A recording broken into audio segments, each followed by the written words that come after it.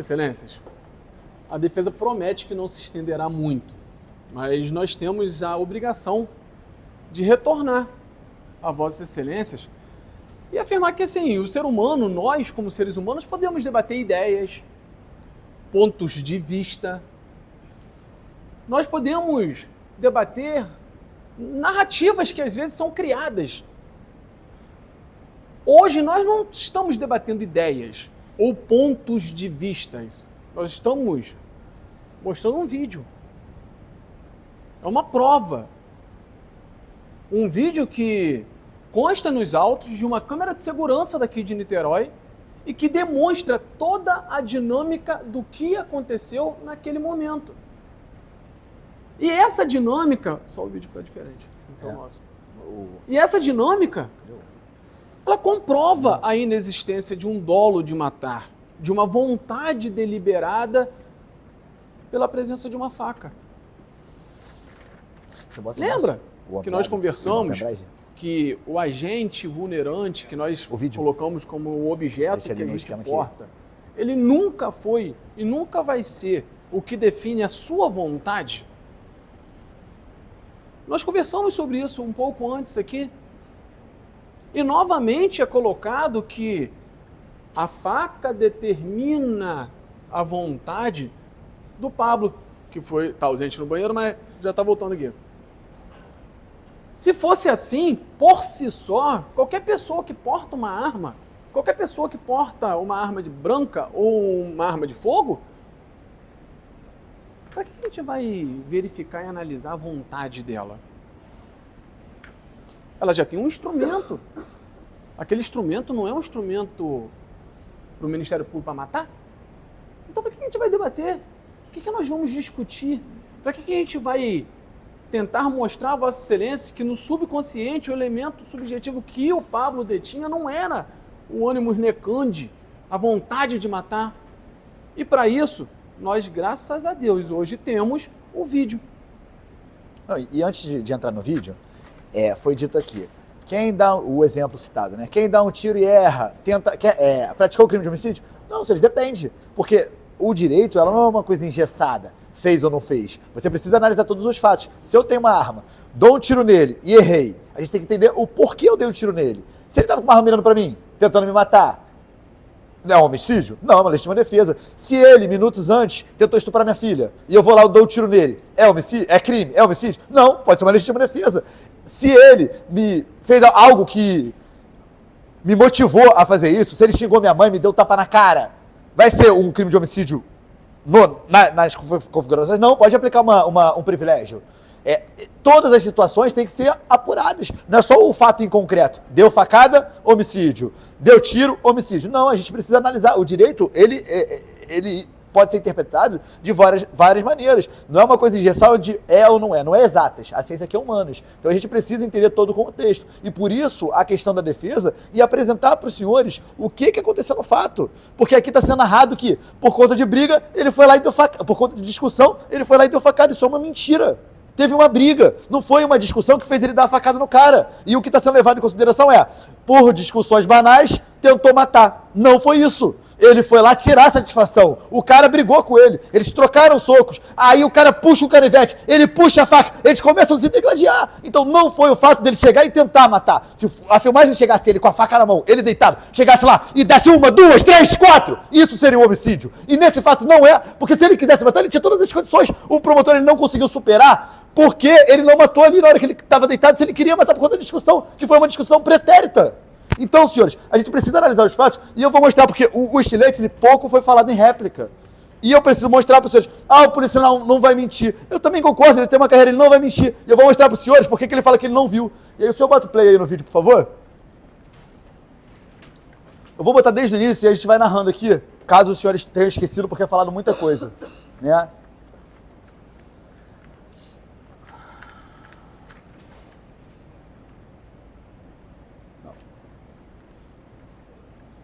Aqui.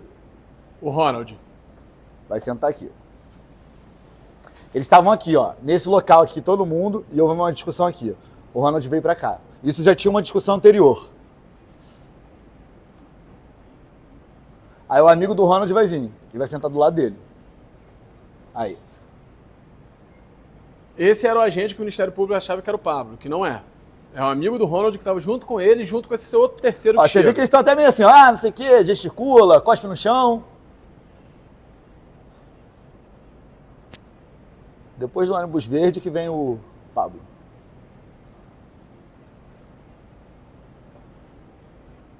Agora o Pablo vai aparecer. Aí o Pablo. Já viu? Você vê que ele tá alterado. Teve um relevante, teve alguma coisa pra ele andar assim rápido e ir lá tirar satisfação.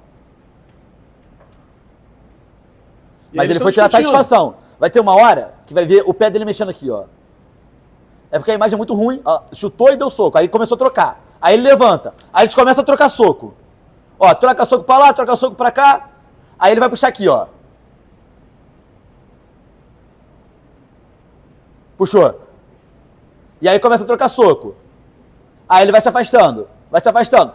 Dá a impressão que ele joga alguma coisa aqui. Mas aí ele corre. Ó, quando o policial chega, eles não estão mais brigando de fato. Aí o policial manda ele parar. Ele para, deita. E ele vai ficar aqui, ó, xingando, vai ficar falando um monte de coisa. Até o momento que o policial vai mandar ele sentar aqui. Olha lá, falando aqui e tal, gesticulando. Aí ele vai vir pra cá.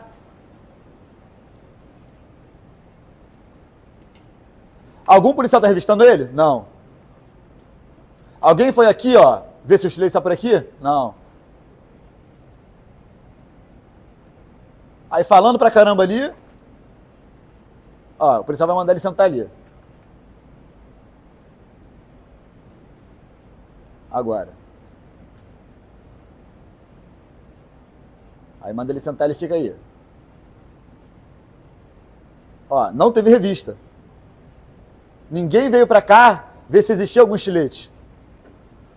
Lembrando que o Ronald falou que ele tinha o estilete no bolso. É, que tinha caído no chão.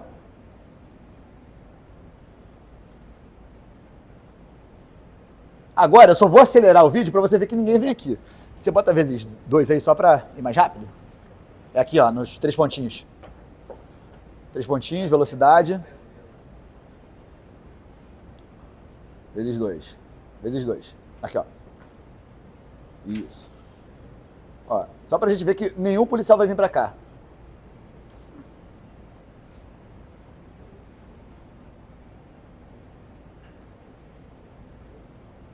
Todos ficam ali com a atenção voltada com ele, entendendo o que aconteceu.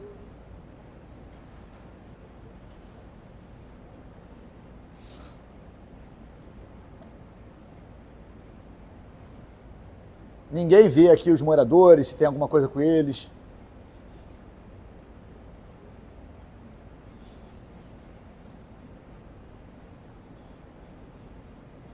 Pode ir pulando de 30 em 30, para ir mais rápido, senão a gente vai ficar com muito tempo. Ó, ninguém foi lá, tá todo mundo ali ainda. Aí chega outra viatura ali para levar ele. Está bom. Ou seja, o que a gente está sustentando é que os policiais não viram. Por que não viram? Porque não fizeram uma vasculha ali no local para verificar se de fato existia um estilete, não. E aqui não é a defesa falando, o policial está mentindo, está querendo prejudicar o réu. Não, é o fato de que não foi procurado. Quem não procura não acha. Então a questão do policial não ter visto o estilete não quer dizer que o estilete não existiu. Mas o policial viu o corte na mão do Pablo.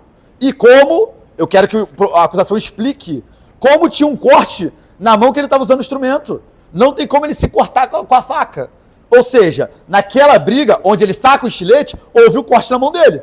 E aí esse estilete se perdeu por ali. E ninguém foi ali procurar. E por isso o policial fala que não viu o estilete. Porque ele sai de lá, ele corre, vai por detrás da árvore e chama a polícia. Então o policial chega naquele momento. Então não tinha como ele ver o estilete, porque ele não tinha contato visual. Ele não estava se atentando ali aos fatos. E por isso que o policial vem e narra, eu não vi estilete. Mas o fato dele não ter visto o estilete não quer dizer que não existe estilete. Porque o próprio Ronald hoje aqui falou que estava com estilete.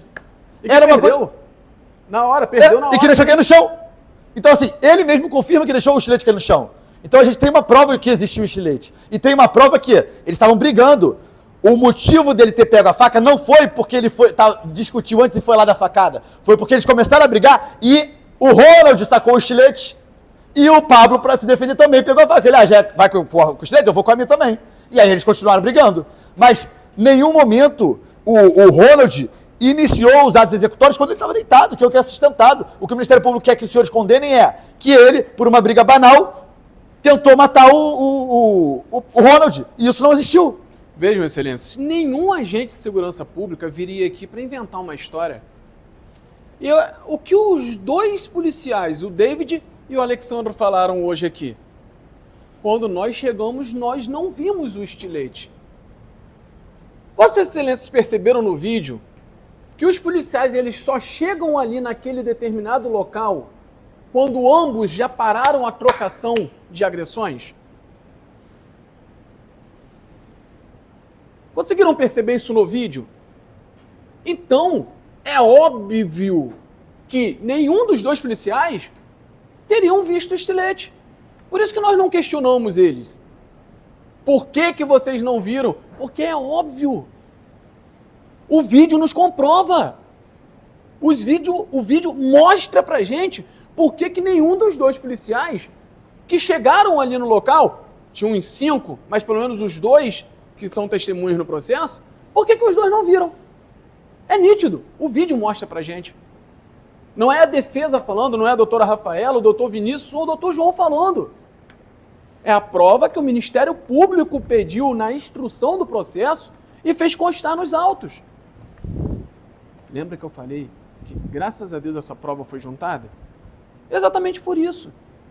Porque nos dá a oportunidade de provar a inexistência de qualquer vontade de matar que esse homem tinha no momento.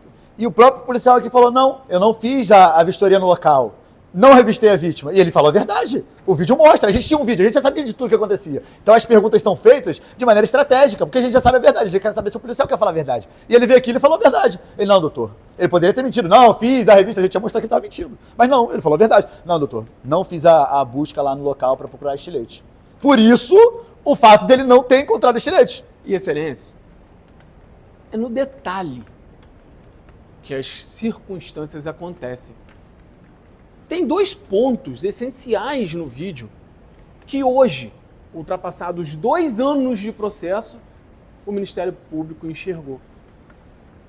Primeiro, que não era o Pablo que sentou do lado do Ronald. Precisou a defesa mostrar. Não era ele o autor que sentava ali, discutia com ele ali, com o Ronald, e se utilizava dessa discussão para agredi-lo. E o segundo, que o Pablo não tinha faca em mãos quando agressões começaram. A versão acusatória é que ele dava facada no momento que ele estava deitado. E o próprio Ronald desmentiu isso. E por isso o recurso que dificultou a defesa da vítima entrou no processo quase 1 ano depois, porque teve um aditamento no processo. Esse recurso não existia.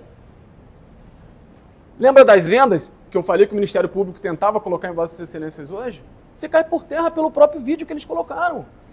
Excelência, eu fiz questão de anotar as horas e os minutos. Às 16 horas e 25 minutos foi dito pelo promotor: o xingamento ao réu só está na palavra do réu. Não temos provas nesse sentido. A fundamentação do motivo fútil é que houve o xingamento, o réu foi matar o cara pelo xingamento. Então a acusação ela é tão contraditória que ela não consegue chegar numa linha para demonstrar a prova, diferente da defesa, que apresenta aqui todas as questões processuais para os senhores, para entender que de fato isso é uma briga. Se fosse um... Excelência, hoje a defesa não busca uma absolvição.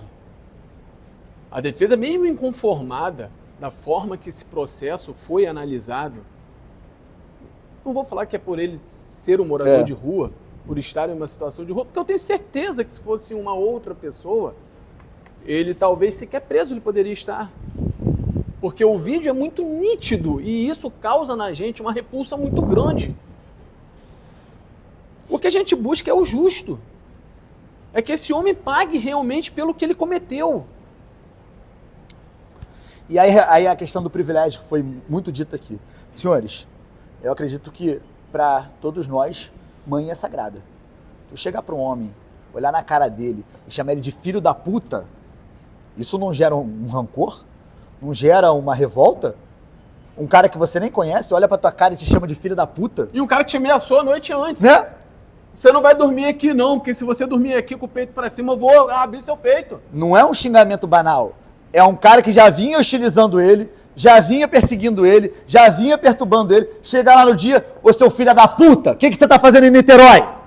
Isso não gera um rancor nos senhores? Porque em mim geraria. Se alguém olha pra minha cara e me chama de filha da puta e pergunta o que eu tô fazendo aqui, eu dava um soco na cara dele. E Vinícius, percebe uma coisa, excelência? Que nem tudo isso que o Ronald fez surgiu a vontade no Pablo de matá-lo. Lembra que a gente falou que ele poderia ter feito na noite anterior, durante a madrugada, ou mesmo naquele momento em que o Ronald estava deitado ali e o Pablo chega para falar com ele? O Pablo está portando algum objeto pérfuro cortante? Ele está com faca na mão? Não. Por que ele não está com a faca na mão? Porque ele não queria matar. Porque ele não tinha vontade de matar. Porque se ele tivesse vontade de matar, ele faria. Simples.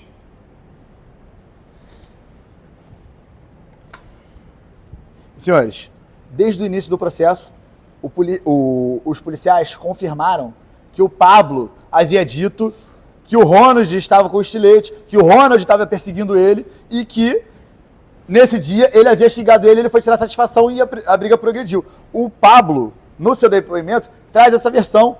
O Ronald, no seu depoimento,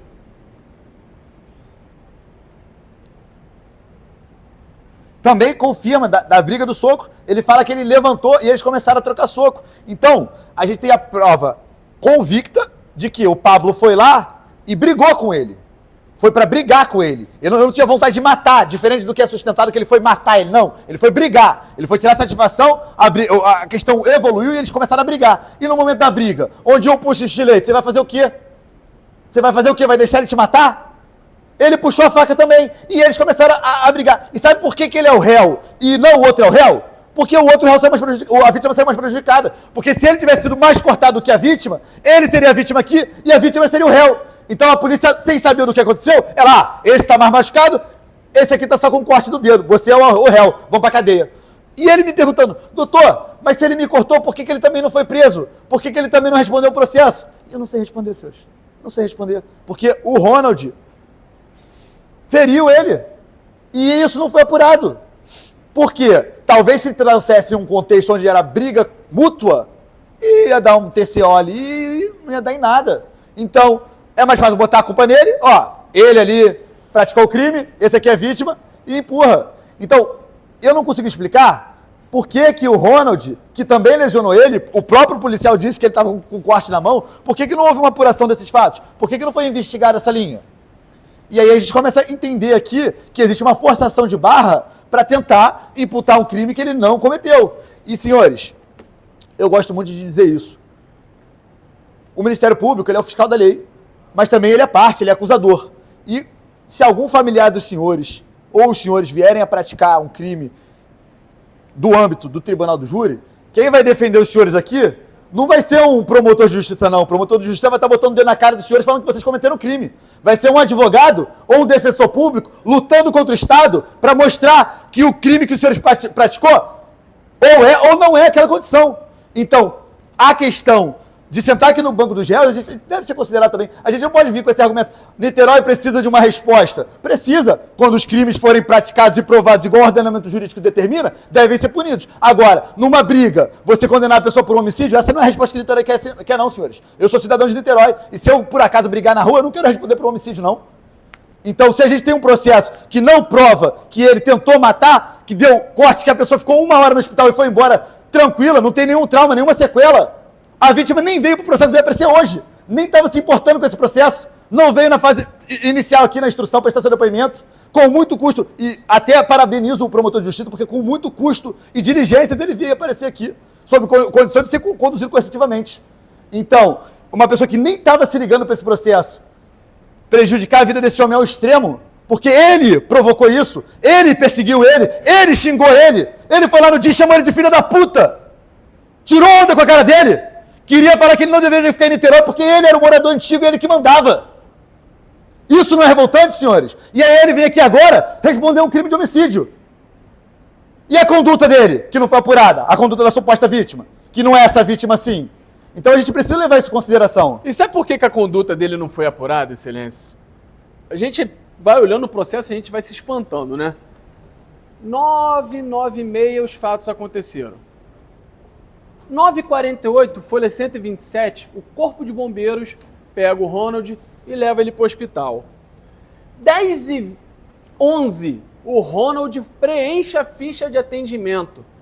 Sabe que horas o Ronald já foi liberado, está no IML, já fazendo o exame de corpo de delito? 1h30 da tarde. É a tentativa de homicídio resolvido mais rápido que eu já vi na minha vida. Por mais de 12 anos de profissão, eu nunca vi uma tentativa de homicídio ser desvendada tão rápido dessa forma. Não tem um exame de corpo de delito complementar que demonstra as gravidades das lesões, mas tem um boletim de atendimento médico, folha 130. VAP sem cervicalgia. É uma via aérea sem a presença de nenhuma obstrução, lesão nenhuma. Tórax estável. MVUA sem RA. Eu juro que eu tive que pesquisar isso, gente. É um murmúrio vesicular sem ruídos adventícios. Traduzindo, é o pulmão sem som anormal nenhum. Glasgow 15. Glasgow é um parâmetro utilizado, uma escala utilizada na medicina de 1 a 15. 15 é o máximo. 1 é o mínimo. Quando você está perto do máximo, é porque não tem risco nenhum de vida. Nada. Zero. E quanto mais próximo ao 1, você tem um risco de morte. Tem um risco de vida. Gente, tem um documento médico falando que não teve risco de vida nenhum. Não teve risco de vida nenhum. Você está ali se defendendo. O vídeo mostra que tá os dois assim. A vítima não recuou, não. A vítima, durante mais de 30 segundos, estava na trocação. Estava ali brigando, estava frente a frente. Estava com a mão aqui, ó, puxando o estilete e vindo para cima. Ele não estava fugindo, não. Ele não estava se escondendo, não. E ainda bem que o vídeo mostra isso. Ainda bem que o vídeo mostra. Agora, coloca Vossa Excelência se protegendo, se defendendo, em meio a uma briga. Vinícius, por favor, fica de frente para mim. Coloca a mãozinha para trás. Arma para me dar uma porrada. Vocês vão fazer o quê, Excelência, se vocês estão ali brigando com a pessoa? Vocês vão se proteger, atacando, revidando, recebendo golpe. Isso é uma briga. Onde está a tentativa de homicídio aqui? Em que lugar que está a tentativa minha contra o Vinícius aqui? Onde está a tentativa do Pablo contra o Ronald? Em que lugar? Senhores, é importante a gente bater nisso, tá? Em relação à qualificadora. O próprio Ministério Público sustentou aqui que não tinha nada no processo que comprovasse esse xingamento. E a qualificadora, ela se diz por conta dessa discussão banal. Então, além de a gente não ter prova, eu preciso dizer a consequência dos senhores reconhecerem essa qualificadora. O que isso geraria na vida do réu? O homicídio simples, ele tem uma pena de 6 anos a 20 anos. O homicídio qualificado, ele dobra essa pena. Ele vai de 12 a 30. E além dele dobrar essa pena, você tem uma execução muito mais severa. A LEP, ela prevê 3 situações onde os crimes mais graves devem ser maiores penalizados para qualquer benefício na LEP. Isso aqui é muito importante para os senhores entenderem o parâmetro de que estão equiparando o Pablo. No artigo 112 da LEP, ela diz que a pena ela vai ser cumprida de 50% para a progressão de regime quando um condenado primário cometido crime hediondo ou equiparado com o resultado morte, se for primário, que é o caso dele. Se ele for condenado hoje aqui pelos senhores com a qualificadora, a pena dele vai de 12 a 30 e ele ainda vai ter que cumprir 50% para progredir de regime. Tá? Segunda hipótese. Condenado por exercer comando individual ou coletivo de organização criminosa estruturada para a prática de crimes hediondos. Ou seja, o líder da organização criminosa, tem essa pena. É reconhecido, a equiparação. E a terceira hipótese é grupo extermínio de milícia. Ou seja, as 3 piores espécies de crimes, elas têm essa condição mais severa. E se a gente reconhece essa qualificadora, a gente está reconhecendo ele no mesmo padrão de um líder de facção, no mesmo padrão de um cara de milícia. Um homem que brigou na rua. Entende a revolta da defesa? Entende a consequência da gente reconhecer essa acusação? É equiparar ele ao líder de tráfico, um líder de organização criminosa que comete crimes de homicídio? Ou a gente equiparar ele a grupo de extermínio, a milícia? Esse pobre homem que veio aqui para o Rio de Janeiro tentar a vida dele? Um cara que não tem nenhuma passagem? E por que a importância de falar do histórico dele? Porque se fosse uma pessoa que tivesse uma vida pregressa, várias passagens, a gente, pô, talvez o cara é da banda podre, né? Tem um histórico. Ele não, senhores, porque quando é o contrário, quando o réu tem uma ficha extensa, a primeira coisa que o Ministério Público faz é assim, ó, rola a ficha dele. Ah, mas ele praticou roubo, ele praticou tráfico, ele praticou isso, ele já praticou homicídio. E isso convence, senhores, porque de fato, se a pessoa tende a ter uma vida criminosa, é possível que ele quis, mas esse homem não. Nos seus 34 anos de vida, ele nunca praticou um crime. Nunca cometeu nada. Essa briga foi motivada pelo Ronald, que perseguiu ele, que xingou ele. E por conta do Ronald, ele está sentado aqui hoje, sendo julgado por uma tentativa de homicídio, senhores. Então a gente precisa entender todos os fatos, as consequências, porque não é uma simples acusaçãozinha, não. É um histórico, é uma vida. Tem pessoas no Pará que estão esperando ele lá. A mãe dele aceitou a distância na promessa de uma vida boa. Ele tem um compromisso com a mãe dele, um compromisso com a família dele. E a gente precisa humanizar essas situações. Ele não é mais um papel aqui nesse tribunal, não, senhores. Porque, infelizmente, no judiciário, os processos, as pessoas, são tratadas como papéis. E aqui o papel da defesa é humanizar e trazer para os senhores que ali existe uma vida. Existem pessoas que esperam ele. Existem pessoas que estão ansiosas, aguardando que ele saia aqui de cabeça erguida, sendo reconhecido que ele não praticou um crime de homicídio qualificado. Então, por essas questões, senhores, a gente entende que os senhores não devem reconhecer essa qualificadora. Os senhores devem entender que o crime aqui foi uma briga, foi uma lesão corporal. E caso os senhores não entendam que não é a intenção da defesa, no máximo, foi um homicídio privilegiado. Porque é notório, não tem dúvida, que o Ronald praticou, o Ronald concorreu para essa prática. O Ronald foi lá, olhou na cara dele e chamou ele de filho da puta. Falou que ele não tinha que morar aqui em Niterói. E isso gerou uma emoção onde ele não aguentou e foi lá tirar satisfação. Então ele foi provocado pela vítima. E excelência, o que a gente espera de vossas excelências hoje é que vocês tenham bom senso, temperança ao analisar todos os documentos que foram apresentados e o vídeo que elucida os fatos de forma muito nítida, muito cristalina para a gente. Julguem com a convicção de vossas excelências. Eu não sei se vossas excelências já foram jurados em algum momento, né? Já, a gente falou que todos. Todos já foram, né? Peço desculpas. Mas quantas são as vezes que acusados sentam, pessoas, seres humanos sentam aqui e nós não temos a possibilidade de mostrar de fato a verdade do que aconteceu? Hoje nós temos. Hoje nós temos essa possibilidade. Antes de nós virmos para cá, eu virei para o Dr. Vinícius ontem, ao longo da madrugada, a gente estava estudando esse processo, falei, cara, graças a Deus, né, cara, eu sou cristão, eu falei assim, pô, graças a Deus, né, cara, a gente tem um vídeo que mostra de fato o que aconteceu naquele dia. Imagina o que seria do Pablo sentado amanhã naquele banco perante aos jurados sem a existência de um vídeo que demonstra que ele não tentou matar, que eles estavam brigando.